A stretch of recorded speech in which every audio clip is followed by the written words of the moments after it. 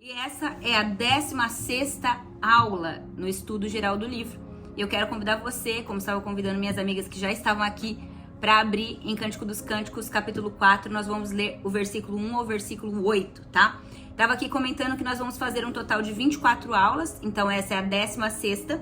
Nós temos aí, então, com essa de hoje, né, 9 aulas ainda pra gente terminar o livro, tá? E se você perdeu alguma das aulas anteriores a essa, que é a 16, você pode ir lá no YouTube, no canal do Jesuscope, tem uma playlist chamada Paixão pelo Noivo, e lá tem todas as aulas desde a primeira gravadas, ok? Então, antes da gente ler esse trecho de Cântico dos Cânticos, eu já acredito que você tá com sua Bíblia, papel e caneta aí. Eu quero fazer, então, uma breve revisão, porque a semana passada a gente não conseguiu ter aula. Então, como ficam 15 dias, pode ficar um pouco distante. Eu quero lembrar você daquilo que a gente estava falando. A gente estava vindo do capítulo 2, do capítulo 3, e a gente viu ali Jesus se revelando, né, o rei na figura de Salomão, mas nós estamos fazendo a interpretação simbólica para Cristo. Jesus se revelando ali como alguém que salta montanhas, e ele tá chamando então essa noiva, essa donzela, para fora da sua zona de conforto, para pular as montanhas com ele. Então Jesus é visto como esse que salta montanhas, que pula os outeiros. E aí no capítulo 2, versículo 10, ele fala: levanta-te, amada minha, e vem comigo. Vem para onde? Vem para as montanhas. O que ele estava pedindo? Ele estava pedindo para ela se juntar a ele nesse topo de montanhas, que é uma figura simbólica para participar com ele, com o rei, na missão que ele está desenvolvendo. Então, em outras palavras, levanta e vem saltar montanhas comigo. Ou seja, ele está tirando essa donzela da sua zona de conforto. E ela então diz: não, vai você sozinho, eu vou ficar esperando aqui. Isso a gente viu com mais detalhes, se você precisar voltar. Como eu disse, tem tudo gravado lá. Mas o que acontece é que quando ela diz não, ela entra numa temporada de disciplina de Deus sobre a vida dela. Uma temporada onde o Senhor retira a sua presença, ou a percepção dela da presença manifesta. E então ela fala assim, em Cantares 3:1, de noite na minha cama, busquei aquele a quem minha alma ama, e não o encontrei. Então, capítulo 1 e capítulo 2, ela buscava e encontrava aquele a quem ela amava. Mas quando ela diz não para o chamado dele de saltar montanhas, a presença é retirada e ela não encontra mais. Ela não encontra porque ela estava num lugar de desobediência, num lugar de falta de compromisso. E aí o que acontece? O que acontece é que depois desse tempo de disciplina, o Espírito Santo revela então para ela essa liderança de Jesus. É a última aula que nós fizemos, a aula 15, que vai falar sobre a liderança de Jesus. Ele revela então essa nova maneira que ele aparece para ela. O noivo rei. Lembra que nós falamos da liteira de Salomão? Salomão aparecendo com o carro do casamento, a coroa nupcial. E a gente comentou que o que a noiva percebe depois dessa disciplina é que ela percebe que ela pode coroá-lo com o seu amor. Que ao amar o rei, ela participa dessa coroação para o casamento. E isso traduzido para a gente é que quando nós amamos Jesus, nós podemos coroá-lo de maneira pessoal, dando voluntariamente a ele o nosso amor. E o noivo vê, o rei vê essa donzela arrependida por não ter entrado em compromisso e obediência. Ele vê o amor fiel dela que buscou por ele, mesmo quando ele não estava sendo encontrado. E quando ele vem então nessa realidade, nessa liderança do rei noivo, quando ele vê que ela está ali esperando por ele, isso enche o coração de Jesus de alegria.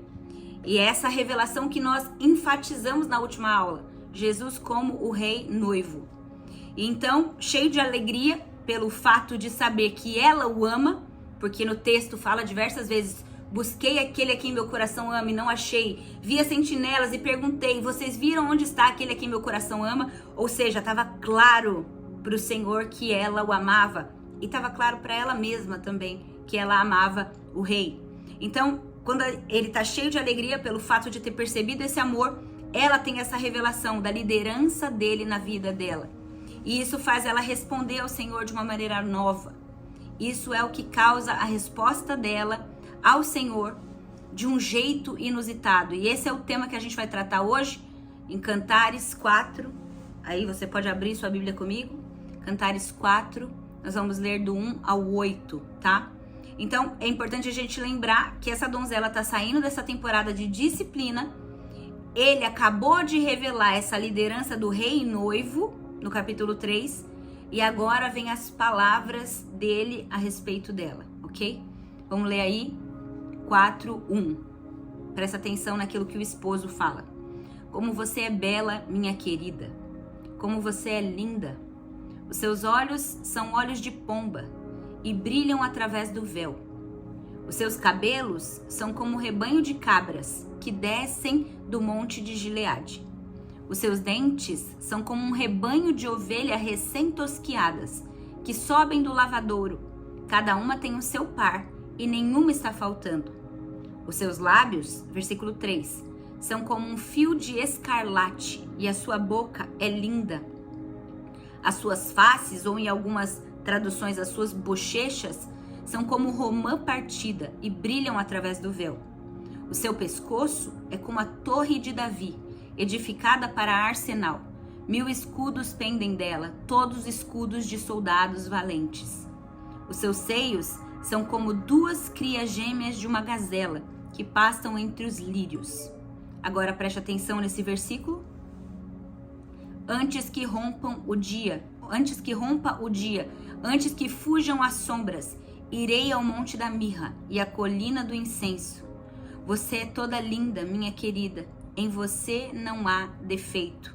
Venha comigo do Líbano, minha noiva, venha comigo do Líbano, desça do alto monte Amaná, do alto do Senir e do Hermon, dos covis dos leões, dos montes dos leopardos. Nós vamos até aí hoje, tá? Até esse trecho.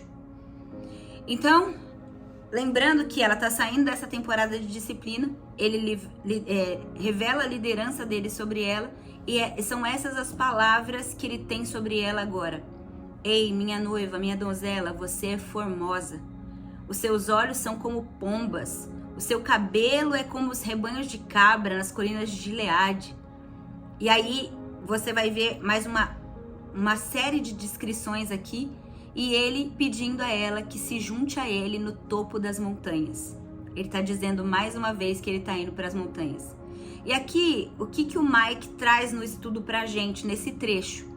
É que aqui nesse texto que a gente leu, a gente vai ver 8 características diferentes dessa donzela, dessa noiva, do corpo dela, que a descrevem.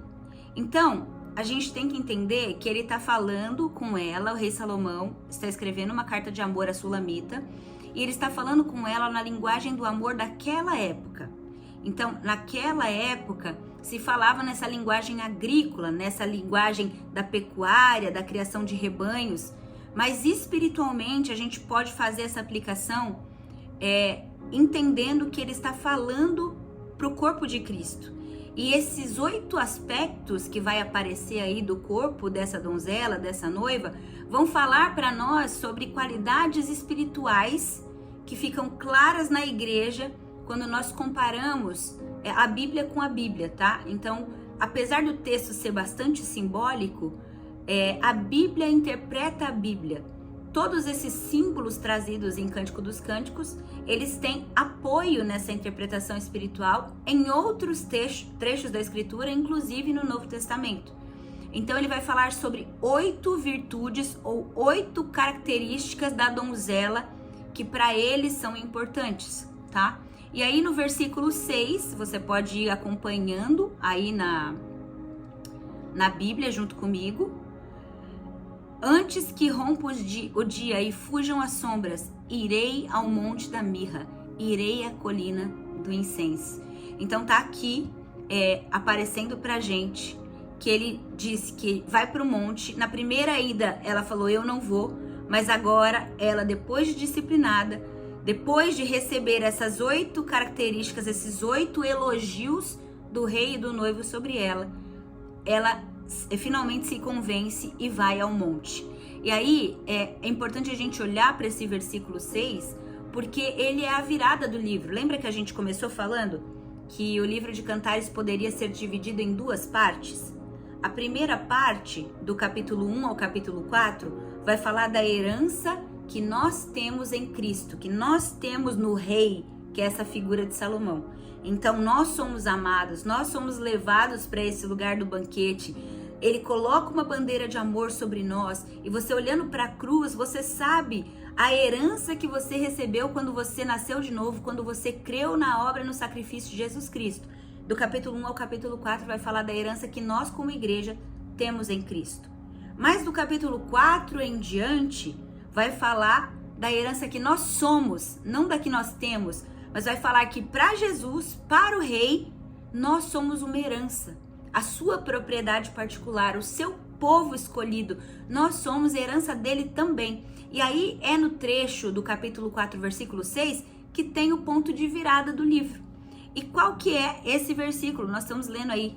É exatamente quando ela sai desse lugar da disciplina, de ter dito o primeiro não, de ter dito para ele o primeiro não por rebeldia, mas por medo, por falta de compromisso. E agora que ela foi disciplinada, que ela recebe todas essas afirmações que nós vamos ver aí uma a uma, ela diz junto com ele: antes que rompa o dia, fujam as sombras, irei ao monte da mirra e à colina do incenso. Então aqui é realmente o ponto de virada do livro. É quando aquilo que ela tinha medo de fazer anteriormente, agora ela tem coragem, agora ela tem confiança para fazer, porque as montanhas já não representam mais aquele lugar perigoso, mas ela entendeu que o lugar seguro não é a circunstância que fornece, mas quem está com ela ali. Então, se o rei está nas montanhas, o lugar seguro para ela é nas montanhas. Se Jesus está embaixo da árvore, o lugar seguro para ela é embaixo da árvore. Mas até mesmo o lugar de conforto, com a ausência do rei, se torna um lugar de perigo. Então é por isso que ela está fazendo agora essa virada. Aqui ela entende que ela está disponível a sair daquilo que era a zona conhecida, a zona de conforto dela, para então saltar montanhas junto com ele. Então Jesus responde a ela essa afirmação no 4:7, diz assim: você é toda linda, minha querida, em você não há defeitos. Em outras versões fala: em você não há mancha, em você não há ruga, em você não há mácula. Você lembra que essa expressão, ruga, mancha, mácula, aparece em outro lugar da escritura falando da igreja? Lá em Efésios 5, quando Paulo diz a respeito do casamento e diz que Jesus vai apresentar a si mesmo uma noiva sem mancha, sem mácula, sem ruga ou coisa semelhante. Então, gente, o poder desse trecho do 4:7 aí que a gente leu tá nesse fato de que após uma temporada de disciplina divina, o Senhor libera sobre ela palavras de afirmação, palavras de encorajamento, palavras que afirmam a sua identidade. E então essa noiva amadurecendo, embora não completamente madura, essa noiva amadurecendo agora, ela topa os desafios. Então esses 8 aspectos que a gente vai falar, falam de 8 virtudes, de 8 traços de caráter, tá? Então a gente vai citar basicamente todos esses pontos, porque não dá tempo de aprofundar na linguagem simbólica. Mas se você tiver um caderninho, deixa ele à mão aí, para na hora que nós chegarmos nesse ponto, você poder anotá-los, tá bom? E até estudar mais profundamente isso. Se você quiser, no site mikebickle.org, tem essa aula de hoje, ela tem em inglês, tá? Nós não conseguimos a tradução, mas ela tem em inglês. De repente você lê inglês ou você consegue pelo menos entender a ideia. E lá no handout dessa aula tem esses 8 trechos com outros trechos bíblicos que reforçam o ponto, explicando a simbologia por detrás deles. Então quero incentivar você a correr atrás disso, tá bom? Bom, mas o ponto que nós queremos enfatizar aqui hoje, e que é o que a mente do Espírito traz nessa sequência do livro que nós estamos vendo, é que essa noiva no capítulo 4, ela ainda não amadureceu plenamente. Lembra que nós vamos chegar na figura da noiva plena, madura, só no capítulo de número 8? Mas tem uma coisa que acontece aqui no 4:6, que é essa virada de chave do livro, é que ela se determinou a obedecer. Então, ela ainda nem colocou em prática, ela ainda de fato nem viveu a obediência, mas ela fixou o coração dela, depois dessa disciplina, em uma verdade que ela precisa obedecer. Então ela move o seu coração e ela move a sua vida em direção à palavra do rei para com ela. E ela diz: irei ao monte. Como se ela estivesse dizendo: rei, eu não vou mais reter a minha obediência de você. Eu não vou mais me esconder. É claro que eu estou parafraseando. Eu não vou mais ter medo. Eu não vou mais ficar na minha zona de segurança. Mas se você me chamou para dar um passo além, um passo desconfortável, um passo de fé, um passo de risco, eu creio que com você é seguro eu ir. E sabe, é só essa disposição de obediência. É esse arrependimento na disciplina. É esse entendimento de que a obediência é necessária, que move o coração do rei. E é como se ele pudesse dizer para ela, sabe, essa decisão é tão linda para mim, essa decisão é tão importante, que ele vira para ela e fala: você é formosa, você é linda, em você não há defeito, em você não há mancha, em você não há ruga, em você não há mácula. E eu pergunto para você, como assim? Ela ainda nem tinha obedecido de fato. Na verdade, ela estava vindo de um período de disciplina, mas o Espírito Santo ali, através da figura de Jesus, está afirmando que essa é quem ela é, mesmo que ela ainda não tenha entrado nessa realidade de maturidade plena. Então, esses 8 traços do caráter que Deus deseja que a noiva manifeste, estão aí no texto e eu quero passar com você por eles, tá bom? E essas virtudes vão falar do coração da noiva. E só para deixar claro, Jesus fala dessas virtudes ainda sem ela ter obedecido plenamente. O que significa que Jesus está chamando à existência a identidade dela, mesmo quando ela ainda não é. Ele é aquele que chama as coisas à existência como se já fossem. Então, ele começa a falar sobre ela como se ela já fosse madura, como se não houvesse mancha, como se não houvesse ruga nela. E ainda que isso não esteja concretizado, materialmente. Então ele vai falar, por exemplo, e eu quero que você marque aí na sua Bíblia. Ele vai falar: os seus olhos são como pombas, essa é uma característica. Depois ele vai falar: os seus cabelos são como um rebanho de cabras descendo do Monte Gileade. Marque aí os cabelos. Depois ele vai falar dos dentes, que são como um rebanho de ovelhas recém-tosquiadas. Para nós isso não faz o mínimo sentido, né? Mas para eles tem toda uma simbologia. Depois ele vai falar dos lábios como um fio de escarlate. Vai falar da boca como algo belo. Depois vai falar dessas faces que são como umas bochechas que parecem uma romã partida. Vai anotando aí. Depois ele vai falar do pescoço como essa torre de Davi.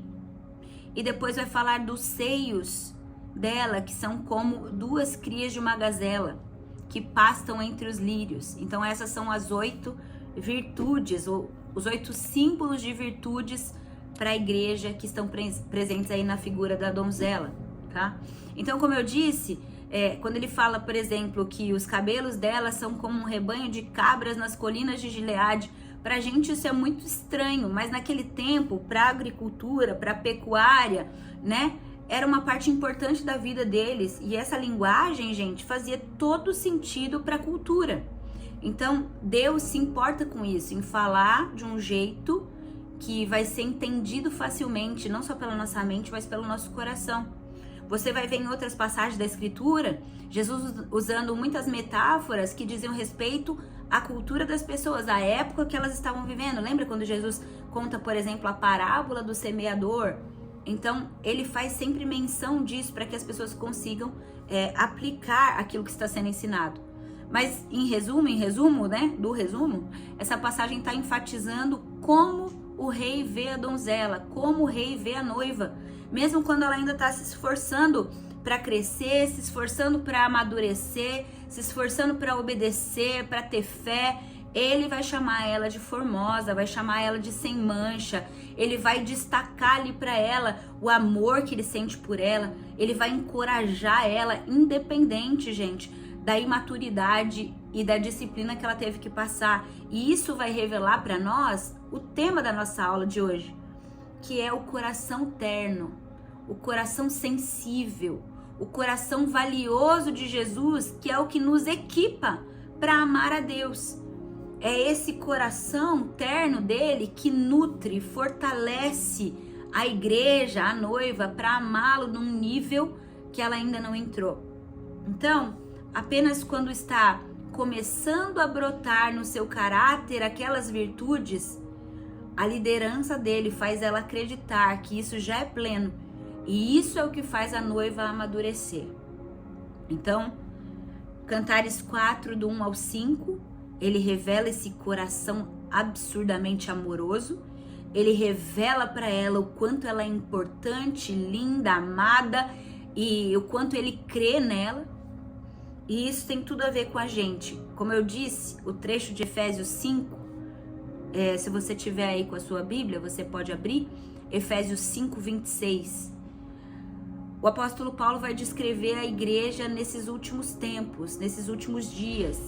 E o apóstolo Paulo vai dizer que esse noivo, esse esposo vai santificar a noiva, a esposa, como? Purificando-a com a lavagem da água pela palavra, para então apresentá-la a si mesmo como igreja gloriosa.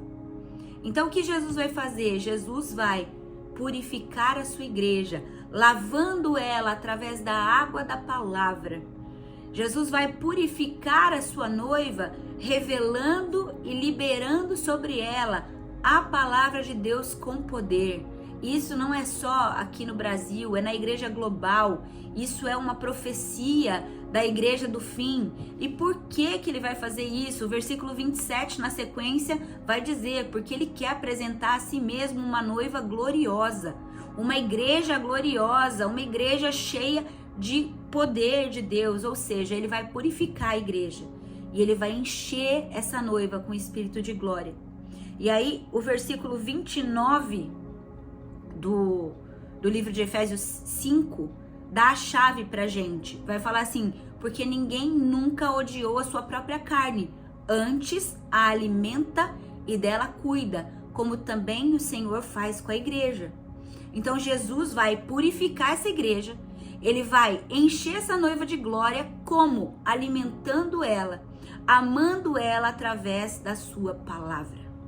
E é isso, esse é o plano dele, esse é o executar do plano dele para a igreja em todo o mundo, mas também é o plano dele para mim e para a sua vida, de maneira individual. Sabe, o jeito como Jesus, como o rei, vai remover a mancha do pecado, da vergonha do nosso coração, do meu coração, do seu coração, do coração da igreja toda, sabe como é? É amando essa igreja, é encorajando essa igreja. Sabe, existem trechos na escritura onde Jesus adverte, repreende, aonde ele dá bronca, sim, no seu povo. As suas repreensões, suas advertências são sim de caráter importante, mas não é a estratégia principal de Deus para transformar a noiva numa noiva gloriosa, sem mancha, sem ruga ou coisa semelhante. A sua estratégia principal é alimentar, é amar e é cuidar dela, porque ninguém odeia o seu próprio corpo, antes o alimenta e dele cuida. Então veja, repreensão, advertência são importantes e às vezes elas são forma de cuidado, mas muitas vezes a gente ganha habilidade ao longo do tempo de ignorar a repreensão e advertência quando o noivo nos dá, mas a igreja geralmente responde dizendo um sim sonoro quando ela se sente constrangida pelo amor. E é isso que ele vai fazer. Ele vai nos amar tanto. Ele nos encheu tanto de amor e continua nos enchendo. Ele derramou tanta graça. Ele deu para nós aquilo que nós não merecíamos e continuará a fazer. E isso vai ser, juntamente com a palavra, o start para a purificação dessa noiva, para a glorificação dessa noiva, corporativamente, individualmente e no mundo todo. É isso que Jesus faz para transformar as nossas vidas. Então, meu irmão, minha irmã, você que está aqui comigo ao vivo agora, se você quer, se você deseja do fundo do seu coração crescer, amadurecer e ver essa mancha do pecado, da vergonha, da culpa removida da sua história, eu quero incentivar você hoje. Começa a preencher a sua mente, começa a preencher o seu coração, começa a preencher os seus pensamentos com a revelação da palavra de Deus, de que Jesus te ama e de que Jesus quer te nutrir por aquilo que sai da boca dele, porque daí o Espírito Santo, o Espírito da glória, aquele que embeleza a noiva, começa a ser liberado de forma ainda mais intensa na nossa vida. É isso que a gente viu ali em Efésios 5, do 26 ao 29. O principal método de Deus para mudar uma pessoa é fazer essa pessoa ser constrangida pelo amor, enquanto ela busca obedecer, enquanto ela ainda é fraca. Presta atenção. O método que Deus usa para nos mudar é nos amar. É nos amar nas nossas fraquezas. É nos amar mesmo no meio da nossa disciplina. Porque quando nós nos sentimos amados, nós temos confiança no amor. E quando ganhamos esse lugar de confiança, de que Ele nos ama, de que o que Ele fala sobre nós é verdadeiro, de que Ele não olha para mim e para você e nos descarta como hipócritas, como pessoas condenadas, quando nós temos confiança de que o nosso amor é levado a sério por Ele, ainda que o nosso amor seja fraco, ele vai sendo fortalecido. Nós temos falado isso aqui aula após aula, que um amor fraco não é a mesma coisa que um amor falso. Um amor fraco, muitas vezes, é um amor genuíno, que ainda está caminhando para a maturidade. E nós precisamos entrar nesse lugar de receber esse amor, de ouvir as palavras de afirmação do noivo sobre a sua noiva. Ainda que ela não tenha obedecido plenamente, ainda que ela esteja no processo de amadurecimento, mas é crer nesse amor, é confiar nesse amor que vai nos fazer mudar.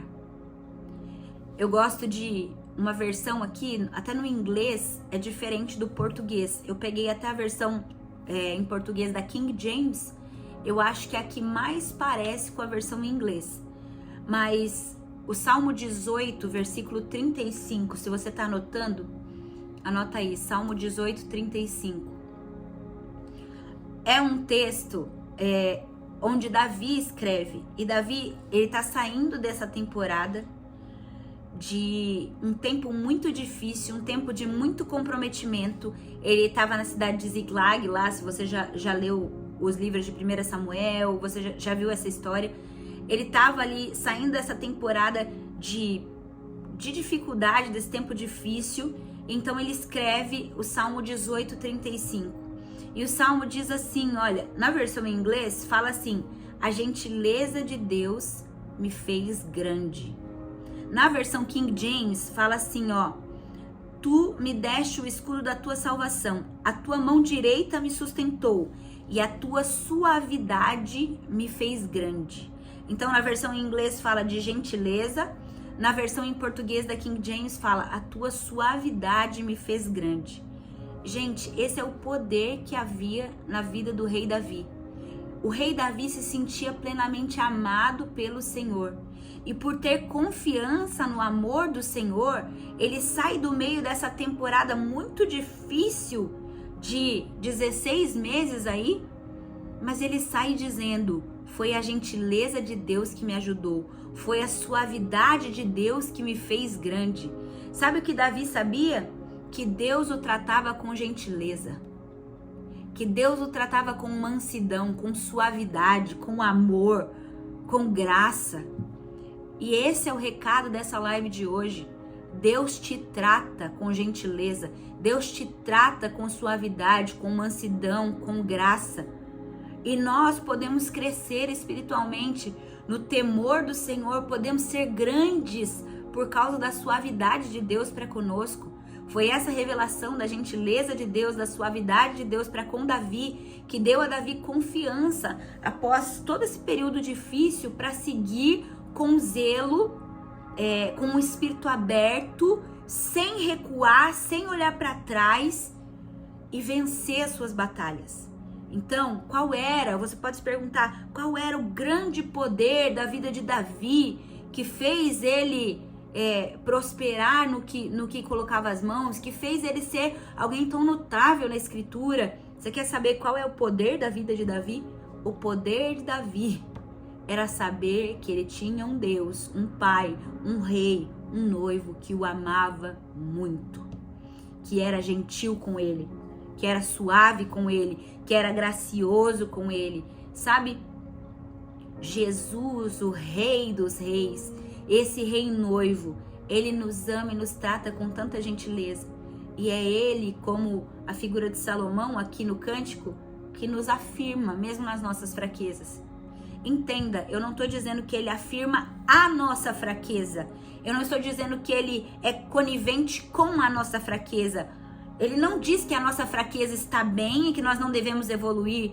Não é disso que nós estamos falando. Nós estamos dizendo que esse rei, esse noivo, esse Deus suave e gentil, ele vê essas virtudes que ainda estão em desenvolvimento no nosso coração. Ele viu essas 8 características dessa donzela que ainda não estavam maduras, mas ele chama ela por todas elas como se já fosse. Ele honra o movimento do coração dela em direção à maturidade, em direção à obediência nessas 8 áreas. E o que a gente faz muitas vezes? A gente faz o contrário. Quando nós somos imaturos ou quando nós vemos pessoas imaturas na nossa igreja, na nossa comunidade, ou pessoas que nós estamos discipulando, às vezes nós fazemos de tudo para não ver essas sementes dessas virtudes brotando, mas nós sabemos só apontar e dizer o que não é, o que não está pronto, o que não foi feito. Sabe, nós precisamos aprender a falar, a olhar, a perceber com os olhos do Rei Jesus. Nós muitas vezes só vemos e afirmamos o que as pessoas não têm, o que elas não fizeram, mas Jesus, ele vê o que nós temos.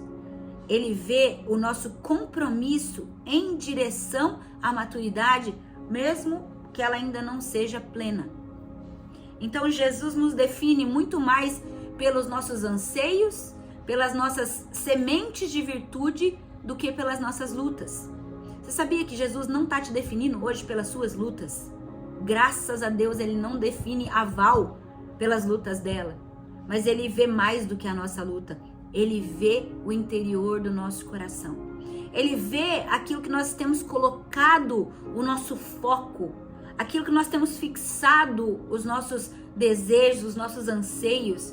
Sabe, muitas vezes a gente diz: Senhor, eu quero obedecer você em todas as áreas da minha vida. E você não consegue, mas Ele vê. Ele vê esse anseio no meu coração, no seu coração. Ele não vê só a luta, ele não vê só o fracasso, mas ele vê realmente essa disposição em relação à obediência. Ele nos define pelos nossos anseios, não só pelas vitórias que nós já alcançamos. Nós frequentemente temos esse hábito de definir as nossas vidas pelas áreas que nós tivermos vitória. Quando nós finalmente vencemos um negócio, a gente fala: ei, agora eu posso falar disso porque eu venci. Mas a vitória externa, ela só começou porque antes tinha um desejo interno de obedecer a Deus naquela determinada área. Muito antes de ter a vitória concretizada, Jesus já via a disposição da obediência, e Ele valoriza, e Ele estima, e Ele é gentil conosco. Então, anote isso que eu vou falar para você. A maneira como Jesus te define e como você entende isso determina como você vai se sentir em relação a você mesmo. Vou repetir. A maneira como Cristo nos define e como nós entendemos essa definição dele vai determinar como nós nos sentimos em relação a nós mesmos.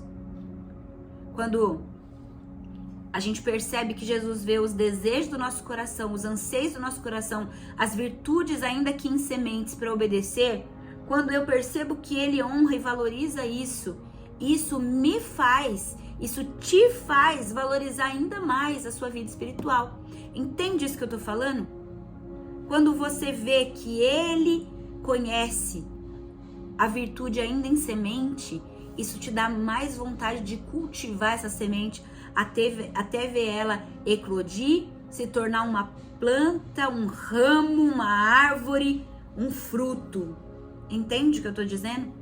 Então, isso faz você valorizar a sua vida espiritual. Agora, quando a gente não consegue ver ou ter certeza de como Cristo nos define, nós acabamos nos definindo pelas nossas lutas, pelos nossos fracassos ou pelos nossos sucessos.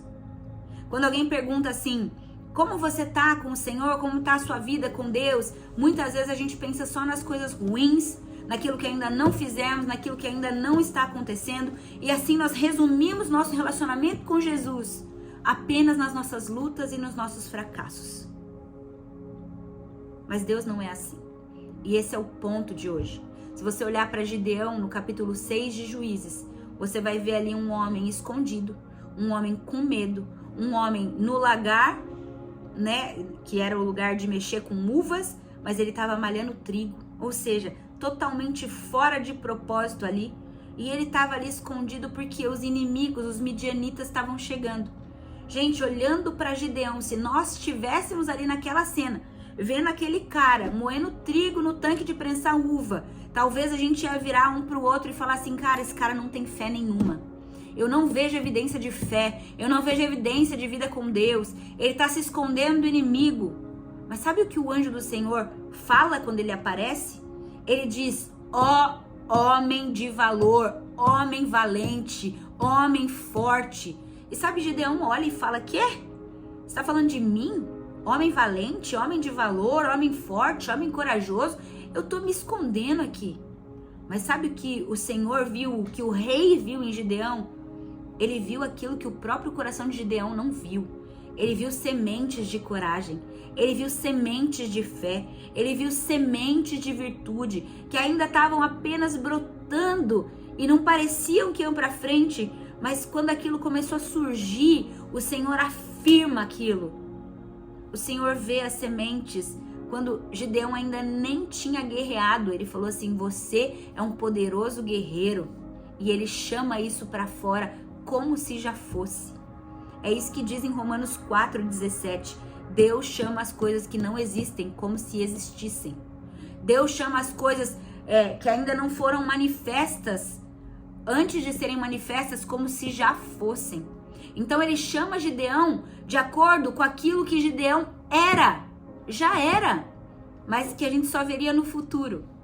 Ele não chama Gideão de acordo com aquilo que ele estava vivendo naquele momento, naquele dia, escondido naquela caverna, malhando trigo num tanque de prensar uva. Não. É assim que o rei nos vê. Ele vê o clamor dos nossos corações. E ele diz, eu vou me relacionar com você, eu vou amar você, e eu vou afirmar você, e eu vou chamar você, e eu vou escolher você, não com base no que você já fez, não com base no que você pensa de você, mas com base naquilo que eu sei que está no seu coração. E quando eu falar sobre isso, quando eu afirmar isso na sua vida, eu chamo as coisas que não existem como se já fossem. E sabe, esse clamor precisa crescer dentro de nós, cada vez mais. E quanto mais a gente ouvir a voz do Senhor a nosso respeito, e mais nós crermos e confiarmos nesse amor, mais nós andaremos externamente de maneira congruente, cada vez mais obedientes, intencionais, no tempo certo, em relação àquilo que Deus tem dito sobre nós. Um outro exemplo, só para a gente deixar bem claro esse ponto, é a vida de Pedro. Se você olha para Pedro, Jesus fala, você não vai mais chamar Pedro, Simão, mas você vai chamar Pedro, pedra, rocha. Porque Jesus sabia que Pedro precisava dessa afirmação sobre a vida dele. Você pode perguntar, Pedro era alguém estável? Provavelmente não. Tanto é que você vai ver um pouquinho mais pra frente ali nos evangelhos, né, quase chegando na crucificação do Senhor, você vai ver as pessoas perguntando a Pedro se ele era discípulo de Jesus, e ele nega o mestre por 3 vezes. Aquele homem tão enfático, dizendo que morreria pelo Senhor, quando perguntado, acaba negando por 3 vezes. É uma rocha? Não parece. Parece mais alguém instável, alguém suscetível às circunstâncias, mas Jesus disse: você é rocha, você é pedra, você é alguém estável. Talvez se a gente estivesse naquela cena ali, onde os escravos ou serviçais perguntaram para ele se ele era um dos discípulos, e a gente visse Pedro negar, talvez aqueles discípulos do Senhor também podiam ter a mesma impressão que a gente naquela cena. Ele não é uma rocha. Ele parece um homem temeroso, um homem medroso, um homem volátil, um homem sendo levado com medo de ser pego e morrer antes da hora. Mas Jesus diz: você é rocha, é assim que eu vejo você. Meus irmãos, minhas irmãs, a instabilidade de Pedro não parou aí nesse caso de quando ele negou Cristo. Se você olhar bem mais para frente, depois da morte e ressurreição do Senhor, Pedro já tinha operado sinais e maravilhas, já tinha convertido muita gente. Mas se você olhar lá em Antioquia, no texto de Gálatas 2, anota aí, Gálatas 2, versículo 11, você vai ver Paulo repreendendo Pedro por causa do seu comportamento, da sua hipocrisia e do seu medo. Basicamente, o que estava acontecendo ali naquela cena? Paulo tinha ido para Antioquia e chegando lá ele foi encontrar com alguns dos discípulos de Jesus, com os apóstolos, e Pedro se tornou reprovável na frente de Paulo. Como? Porque ele se recusou a comer com os homens que não eram judeus.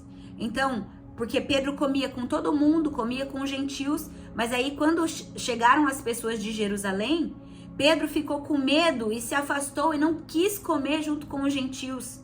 E ele não comeu com os gentios, o texto fala, por conta do medo da opinião dos líderes de Jerusalém.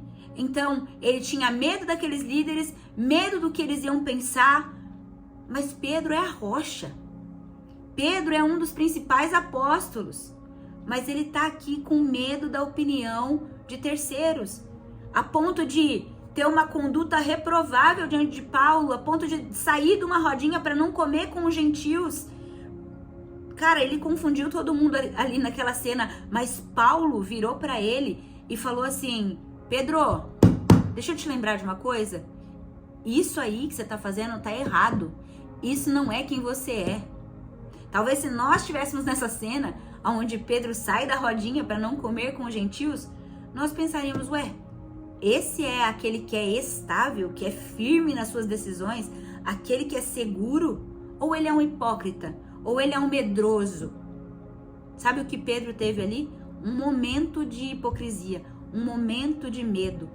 E ele recuou novamente, mas não é porque ele recuou, porque ele errou uma vez, porque ele agiu uma vez como a sua velha natureza, que isso muda o fato de quem ele é.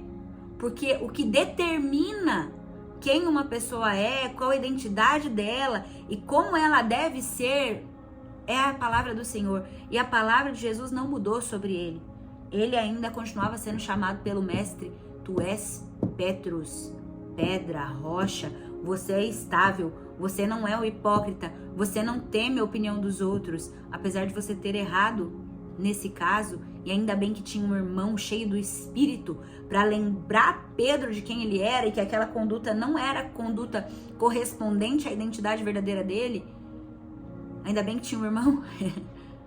Mas apesar dele ter agido assim, isso não significa que a identidade dele mudou. Gente, é o testemunho de Deus sobre nós que define quem nós somos. É o testemunho de Deus sobre nós que faz a gente andar na vontade de Deus. É tão claro isso na Escritura, por exemplo, na história de Davi. Se você olhar para a história de Davi, você vai ver um homem que errou muitas vezes. Nós estamos falando de Pedro, que teve isso, mas talvez Davi tenha muito mais erros registrados na Escritura sobre a sua própria vida, sobre a sua própria biografia. Davi errou, gente, muitas vezes. Errou de forma importante aos olhos humanos? Sim, muitas vezes. Mas aqui tá aquilo que Deus, aquilo que o rei verdadeiro, aquilo que o noivo fala sobre Davi. Isso tá em Atos 13, se você quiser anotar. Atos 13, 22, fala assim: achei em Davi um homem segundo o meu coração, que fará toda a minha vontade. Isso é tão lindo, porque talvez você olha e pergunta assim, ué, mas esse cara era um cara que fez toda a vontade de Deus? Davi fez toda a vontade de Deus? Não, ele não fez toda a vontade de Deus. Deus não queria que ele adulterasse, Deus não queria que ele fizesse muitas das coisas que ele fez. Mas posso te falar, essa é a identidade e a afirmação do rei sobre ele.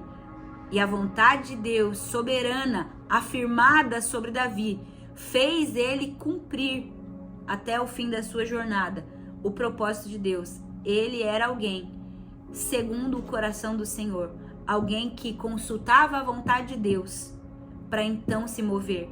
Então, se você lê a vida de Davi desse prisma, sabendo que ele era um homem que errou, um homem que muitas vezes foi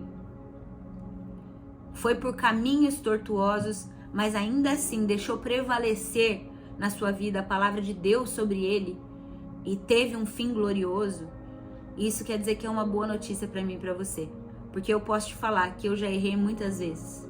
Eu posso te falar que se fosse depender da minha autoanálise e da análise das circunstâncias da minha biografia para me dar uma definição, eu jamais poderia servir ao Senhor. Mas graças a Deus, que o que me define não são as circunstâncias, a minha história, a minha biografia ou a minha própria percepção, mas o que me define é a palavra, a afirmação de Deus sobre mim.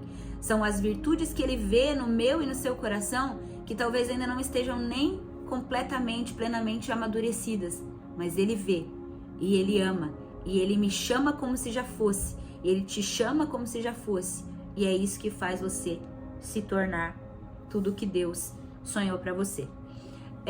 Nós precisamos abandonar, gente, esse lugar da culpa, da vergonha e da condenação.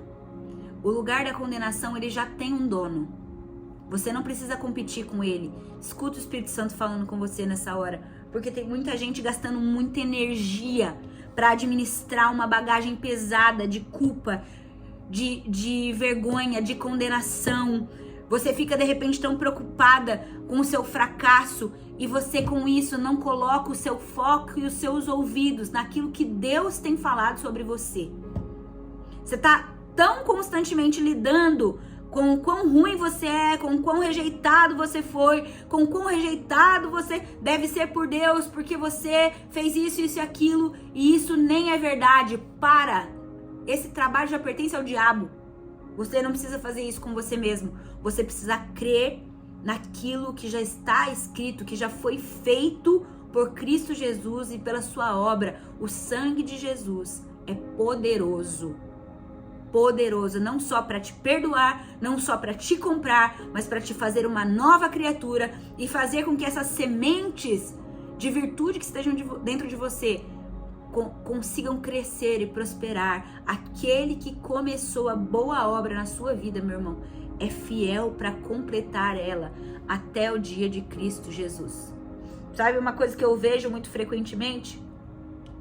É a gente fazendo comparativos. Então, será que este mês eu estou espiritualmente mais maduro do que o mês passado? Será que este ano de 2023 eu estou espiritualmente mais madura do que o ano passado? E sabe, a gente tem essa mania de tentar ficar medindo o quão rápido a gente está crescendo. E não tô dizendo que a gente não deve ter uma forma de análise, tá? Não é isso, mas eu tô falando que essa mentalidade de comparação, ela impregnou em nós. E aí, ou a gente tá fazendo isso de tentar, esse mês passado, ou então a gente fica comparando com outra pessoa. Então, nossa vida, mas fulano, olha, tem tão pouco tempo de convertido e olha só como ele já amadureceu, como ele tá amadurecendo no Senhor e tal. E a gente acha que esse tipo de abordagem vai fazer a gente crescer, mas isso, na verdade, nos faz desviar. Porque a gente não tem essa capacidade de medir as coisas. Eu mal tenho a capacidade de me analisar. Como é que eu vou analisar a espiritualidade do outro? Você entende o que eu tô falando? Então, quando a gente começa nessa história de medir o nosso desenvolvimento espiritual, a nossa maturidade, isso acaba tirando a gente do foco. O que é recomendado para nós? Se você tiver que esquecer tudo que foi falado nessa live aqui, ó, gruda isso aqui na sua mente e não esquece disso. O que é recomendado para nós se nós realmente queremos crescer e amadurecer espiritualmente como noiva de Cristo? Não foque no quanto você já mudou. Foque em definir o seu coração para obediência hoje e obedecê-lo hoje. Então não importa se o que você fez ontem foi maravilhoso ou se o que você fez ontem foi péssimo. Não importa se o que você vai fazer amanhã vai ser maravilhoso ou vai ser péssimo. Foque seu coração no hoje. Hoje eu vou obedecer a Deus plenamente. Hoje eu quero fazer com que Ele receba todo o meu amor, toda a minha devoção, toda a minha obediência. Então, tira essa coisa do, ai, tô melhor, tô pior. Trava o foco. Qual que é o foco? O foco é hoje. Eu gosto muito de uma abordagem que o Mike traz nesse estudo. Ele fala assim, a respeito da sua própria vida, ele dá isso como caráter de testemunho. Ele diz assim, depois de ontem, eu simplesmente apago tudo. Apago o que foi bom, apago o que foi ruim. Eu apago. Eu só tenho hoje. Eu começo hoje. Eu tenho um foco hoje. E esse foco não é ser melhor do que ontem, mas ser completamente obediente e pleno no Senhor hoje. Isso é tudo, é o fim da história. Vamos aproveitar e desfrutar da sua presença hoje. Se nós medirmos a nossa espiritualidade, a nossa maturidade espiritual, se nós tentarmos medir essas coisas comparando a nós mesmos ou outras pessoas, algumas coisas acontecem e nenhuma delas é boa. Primeiro, você pode achar que você amadureceu muito, que você está indo muito bem e você acabar ficando orgulhoso. Isso é muito comum. Quando você olha para alguém e fala assim, essa pessoa não deve ter vida de oração. Essa pessoa não deve realmente estar lendo a Bíblia. Aí o Espírito Santo precisa falar para você, então você está achando que você tem uma vida de oração? Uau! Então você está achando que você é o leitor da Escritura. Talvez você esteja muito orgulhoso aí, muito soberbo na sua vida de oração, na sua vida devocional. Então, quando você começa com essa métrica de, eu amadureci muito e tal, isso corre um risco de orgulho. Quando você começa a se comparar com outros irmãos e achar que você é mais espiritual, mais maduro, isso é um tremendo risco para o orgulho. Mas quando vai para outro extremo, quando você consegue ver só as coisas que você não fez, que você não alcançou, ou quando você olha para alguém e fala assim, nossa, fulano é muito mais maduro do que eu, olha como eu sou um coitadinho, pobrezinho, falho, miserável, fracassado, isso também é orgulho. Então veja, nenhuma das duas alternativas são boas, ou você vai cair na superioridade ou na inferioridade, e Paulo fala, não pense de si mais do que deve, nem menos do que deve, pense a medida verdadeira. E como a gente faz para saber a medida verdadeira?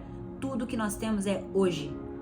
Ontem eu fiz Não, 2021, a minha vida de oração foi a melhor. Passou. 2021 já foi. Não, mas 2025, quando eu terminar a faculdade e eu sair do seminário tal, então eu vou... Querido, isso não existe ainda, é futuro. O que você tem hoje? Apaga tudo de bom, tudo de ruim de ontem. Apaga tudo de bom, tudo de ruim de amanhã. E foca no hoje. Tudo que nós temos é hoje. Certo? Então, em relação ao orgulho, eu separei uma frase aqui para trazer para vocês. Se você quer saber o quão orgulhoso você está em relação à sua vida espiritual, ou se você quer saber o quanto o orgulho está te afetando, essa é fácil de ser medido. Seu orgulho é exatamente a medida pela qual você critica os outros por falharem nessa mesma área. Então, quer saber o quão orgulhoso você está com a sua conquista? Qual a medida que você critica os outros por falharem nessa mesma área? Esse é o tamanho do seu orgulho. Essa é a medida do seu orgulho sobre o quão longe você acha que você chegou. Sobre o quão longe você acha que já foi. Ou quando você tá nesse lado, né, do prumo da inferioridade, você fica condenado e querendo desistir. Mas hoje é tudo que nós temos. Não meça nada de ontem nem de amanhã, ok? E aqui, pra gente encerrar, a gente tá caminhando pro fim. Pra gente encerrar, nós vamos então tentar emprestar a cosmovisão do rei, a cosmovisão do noivo, para contribuir no amadurecimento, no avanço, na mudança das pessoas que estão ao nosso entorno. Então, de repente, você tá aqui comigo nessa live hoje, você tá me assistindo, e você quer tanto que o seu marido, que a sua esposa, que os seus filhos melhorem, que eles mudem, que eles cresçam. Talvez nós estamos falando de um crescimento espiritual, mas talvez nós estamos falando deles crescerem, amadurecerem em quaisquer outras áreas da vida.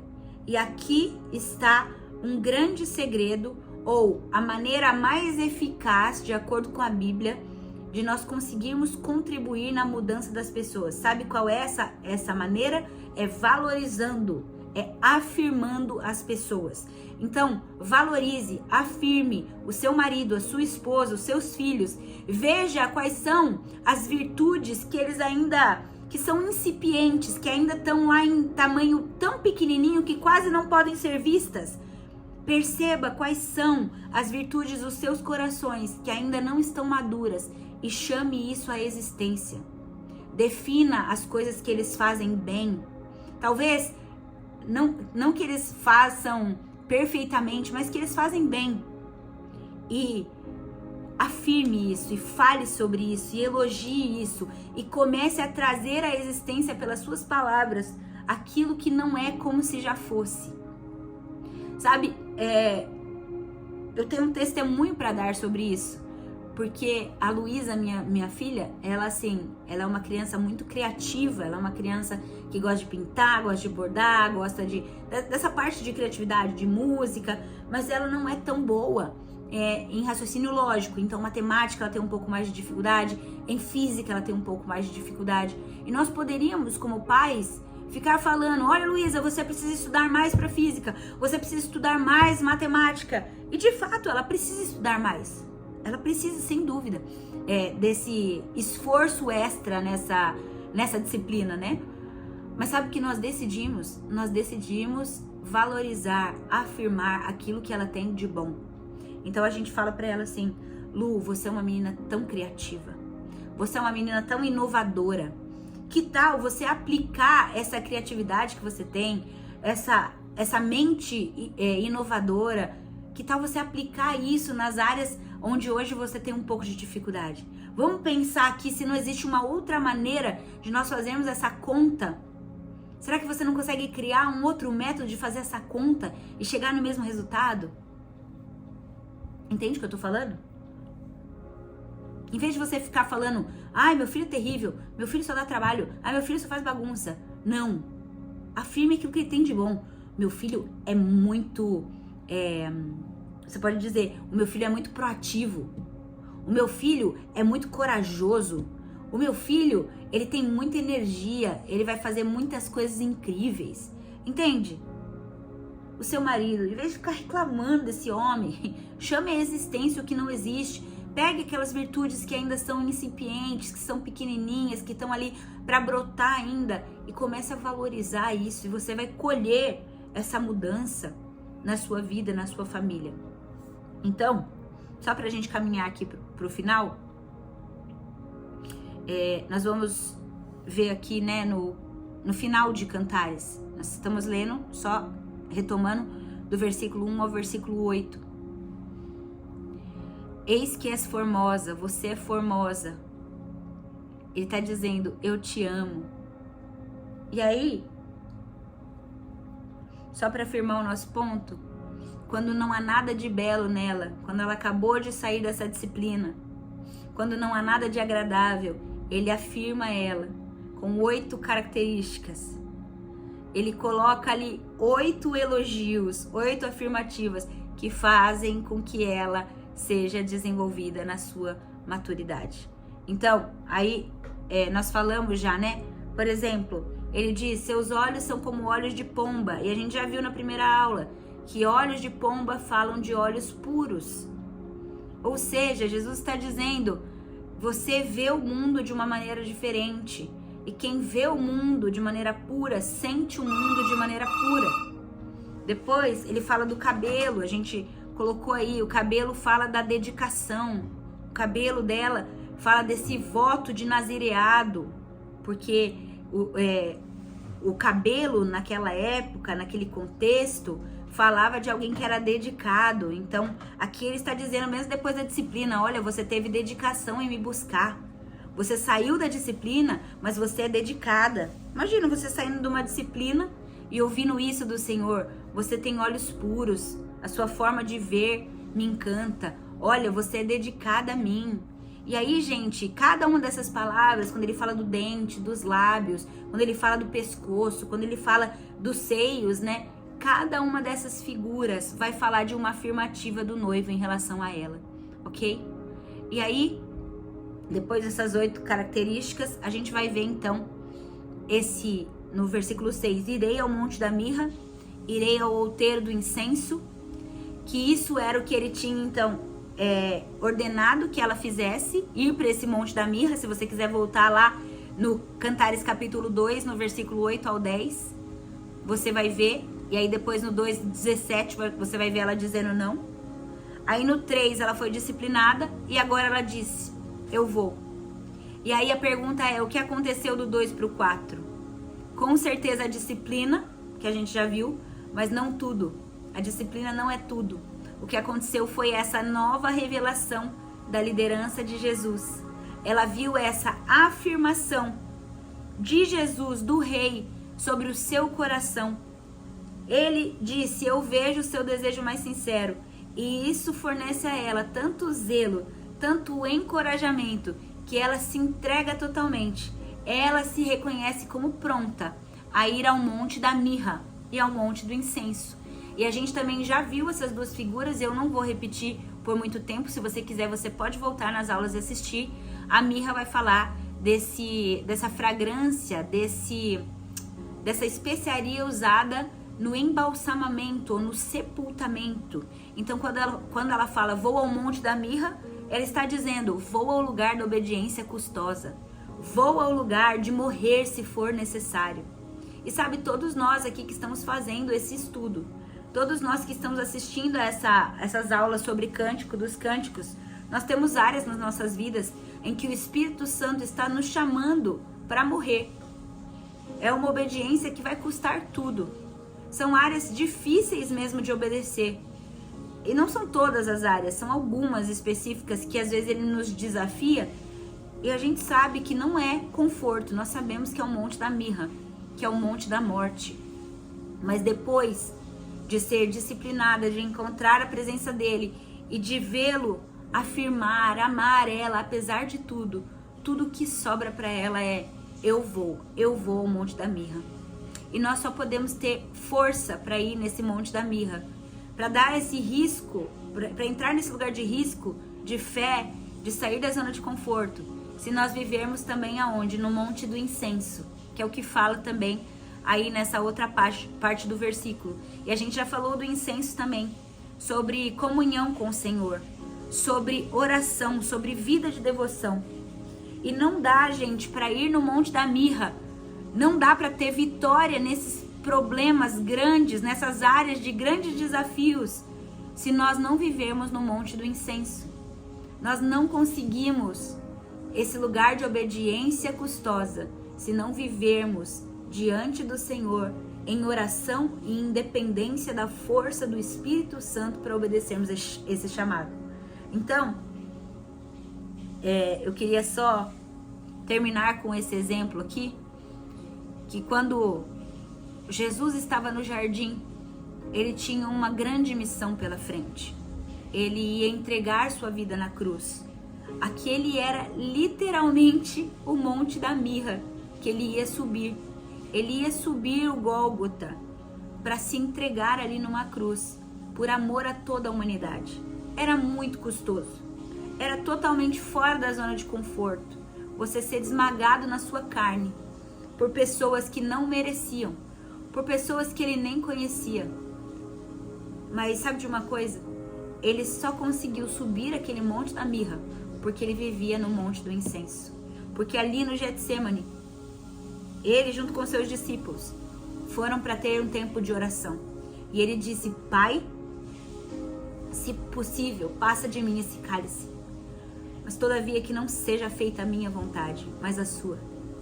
Ninguém consegue subir ao monte da mirra se antes não passar pelo outeiro do incenso. Jesus recebeu ali graça suficiente na oração, na vida no Espírito. Ele recebeu força para subir o Monte da Mirra, porque antes estava numa vida de profunda comunhão com aquele que o empoderou para entregar tudo pelo bem dos pecadores. Então, eu queria incentivar você.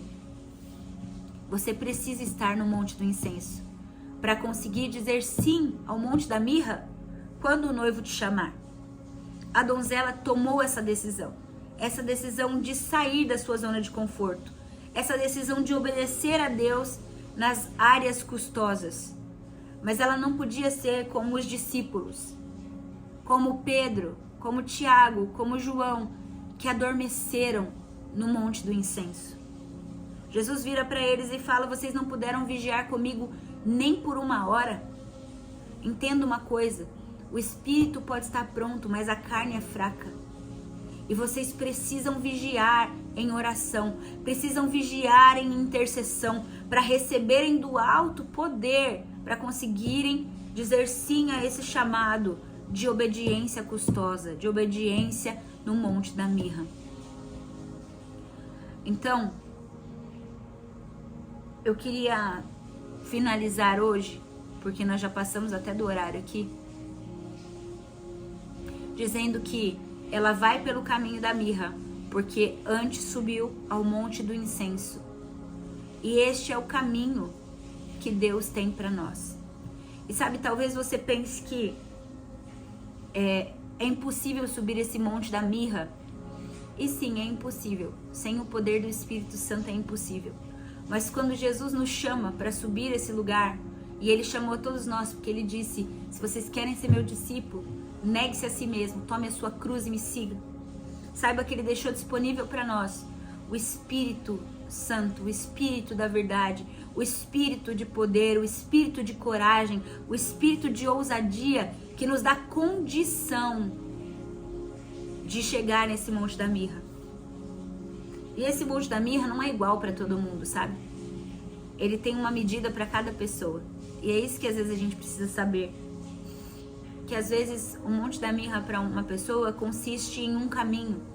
E às vezes o Monte da Mirra para outra consiste em um outro caminho. Então, não existe um caminho definitivo, mas é um caminho sobre medida para cada um. E na medida que cada um suporta naquele momento, sabe? Talvez você quer amadurecer e crescer e obedecer, né? E evoluir na sua vida espiritual. E você olha para algumas pessoas e pensa: como é que aquela pessoa chegou nesse lugar?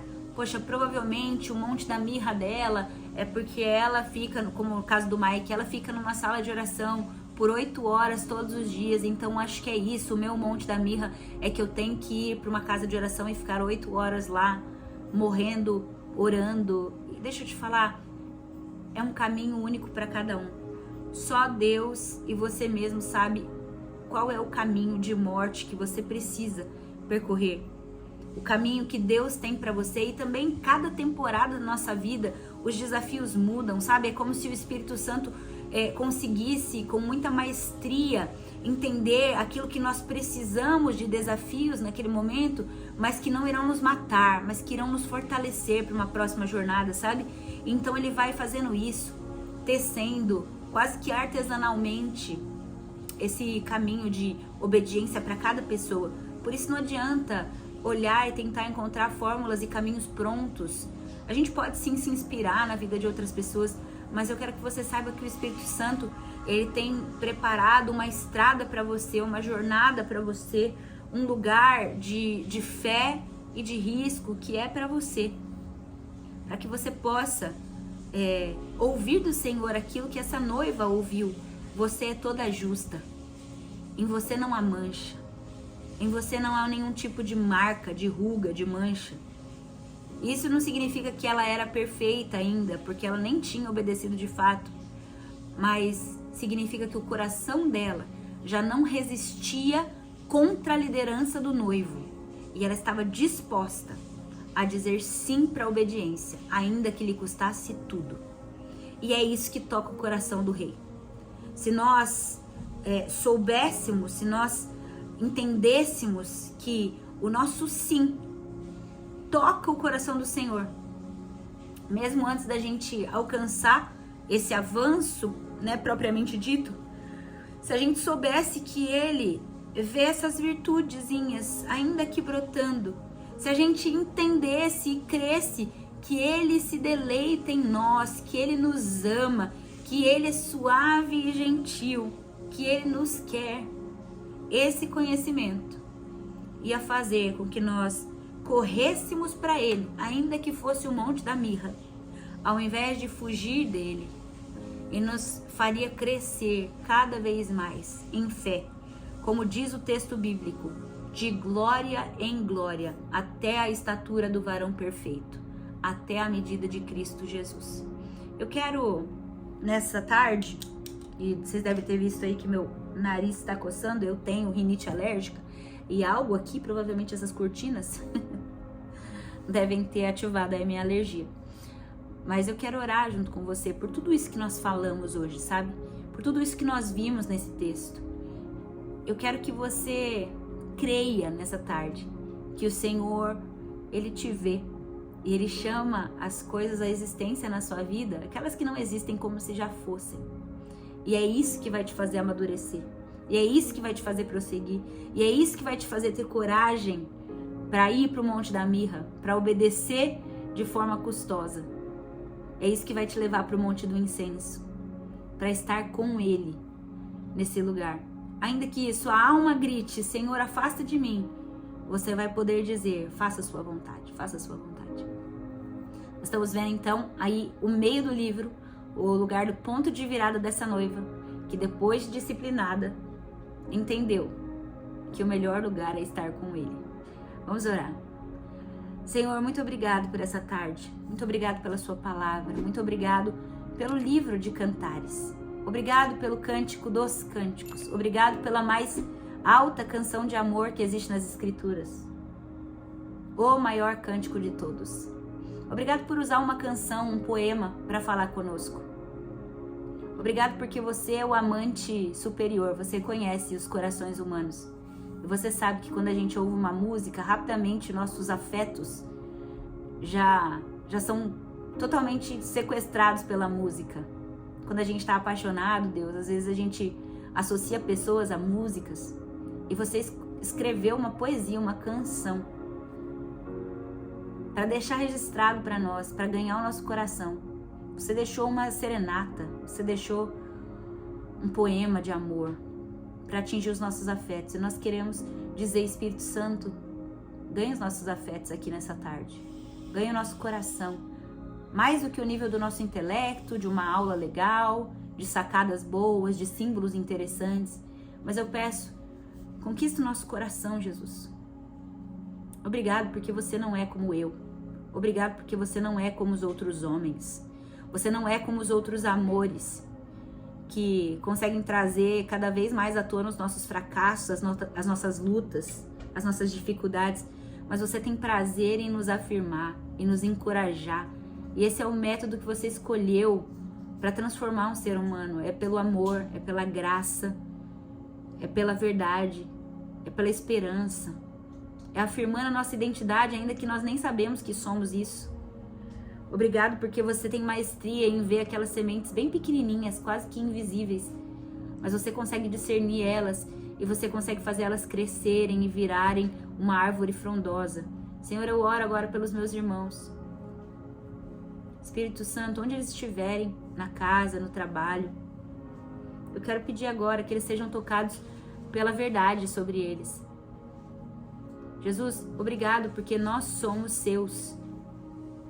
Obrigado, Jesus, porque tu és nosso. Obrigado, Jesus, porque você é o nosso noivo. Você é o amado. Você é o nosso amante, o nosso maior amor. Obrigado, Jesus, porque nós somos lindos para você. Nós somos belos. Nós somos formosos. Nós somos agradáveis. Você tem prazer em nós. Você não espera nós estarmos perfeitos para então nos amar. O seu amor é incondicional. Obrigado, Jesus, porque a sua graça nos constrange. O seu amor nos deixa envergonhados, porque não é um amor utilitarista, não é um amor baseado na recompensa, como essa era nos ensina, mas o seu amor é um amor livre. Obrigado, Jesus. Se não fosse o seu amor sobre nós, nós seríamos incapazes de sermos transformados. Obrigado porque você nos chama de filhos. Obrigado porque você nos chama de amigos. Obrigado porque você nos chama de testemunhas. Obrigado porque você nos dá uma visão, um propósito, um sentido. Obrigado, Jesus. Obrigado. Obrigado pelo teu sangue poderoso que nos comprou. Nós somos seus. Será que você pode dizer isso? Obrigado porque eu sou sua. Obrigado porque eu não sou de mim mesmo. Obrigado porque eu não sou alguém sem valor. Obrigado porque aquilo que eu posso fazer é você que diz. Obrigado porque aquilo que eu sou é você que diz. Obrigado porque aquilo que eu vou ter é você que diz. Deus, nós renunciamos agora todas as palavras de fracasso que nós dissemos a nosso próprio respeito. Nós renunciamos agora toda sentença maldita que outras pessoas disseram a nosso respeito. Todas as palavras que foram usadas pelo nosso inimigo, pelo diabo, para nos levar para um lugar tão longe da identidade que você trouxe para nós, que você nos afirma. Nós renunciamos a essas palavras agora. Você pode renunciar a essas palavras onde você estiver? E nós reafirmamos mais uma vez, Senhor, a nossa fé nas suas palavras. Como Jesus disse, nós não nos alimentamos somente do pão, mas a nossa saciedade vem das palavras que saem da boca do nosso Pai. São as suas palavras que nos alimentam. São as suas palavras que nos preenchem. São as suas palavras que nos dão destino, futuro e propósito. Obrigado, Senhor. E eu quero pedir, nos ensina a ser como você, Senhor. Deus, me ensina a ser como você. Me ensina a valorizar, a encorajar, a encontrar as virtudes nas pessoas que estão do meu lado, no meu marido, nos meus filhos, nos meus amigos, nos membros da minha igreja. Senhor, me ajuda a ver, Senhor, aquilo que às vezes é tão pequeno, que não está pronto, e chamar para fora a existência como se já fosse. Senhor, eu oro por verdadeiras transformações, Pai, dentro de casamentos aqui, Senhor. Dentro, Senhor Jesus, da paternidade e maternidade dos meus irmãos, simplesmente por colocar esse princípio em ação, Deus, de chamar a existência como se já fosse aquilo que ainda não existe. Senhor, nos faz verdadeiros profetas dentro da nossa casa, nos faz verdadeiros profetas para as pessoas que estão ao nosso lado. Nos ensina a ter o seu olhar, Jesus, o seu olhar sobre nós. Espírito Santo, eu quero te agradecer por essa aula de hoje. Te agradecer pela sua paciência. Te agradecer porque você tem um jeito totalmente diferente de trabalhar os corações. Não que repreensões e broncas não tenham seu valor. Mas obrigado por nos mostrar que o que realmente transforma alguém é o encorajamento, é o amor, é a confiança. Faz a gente mais parecido com você, Senhor. Em nome de Jesus. Amém.